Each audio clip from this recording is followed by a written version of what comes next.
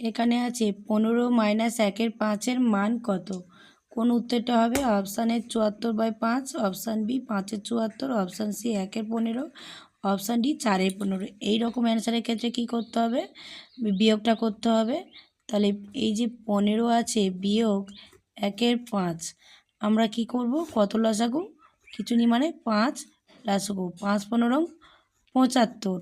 আমরা কি করব? এই 15 আর 5টাকে কী করবো? ডাইরেক্ট গুণ করব। 5-15 75। 75 থেকে কত বিয়োগ করলাম? 1। তাহলে কত থাকবে? 74/5। এখানে দেখো 74/5 আছে কি? হ্যাঁ। তাহলে সঠিক অ্যান্সার কী হবে? অপশান এ হচ্ছে সঠিক অ্যান্সার। কী হবে? 74/5। এই অ্যান্সারটি হয়ে গেল। 0.25 সংখ্যাটির সাথে কত যোগ করলে যোগফল 0.495 হবে? এরকম অঙ্ক থাকলে কি করব আমরা? যোগ করলে বলেছে, তাহলে কি করবে? অ্যান্সারটি বার করতে গেলে কি করতে হবে? দেখো এখানে কত আছে?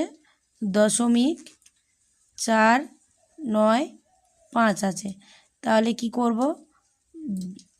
0.025 আমরা বিয়োগ করে দেবো। বিয়োগ করলে কত হয়? দেখো 0.74 দশমিক, তাহলে 0.47 হচ্ছে। 0.47, দেখো অপশান বি রাইট অ্যান্সার। তাহলে সঠিক অ্যান্সার হবে অপশান বি রাইট অ্যান্সার, 0.47।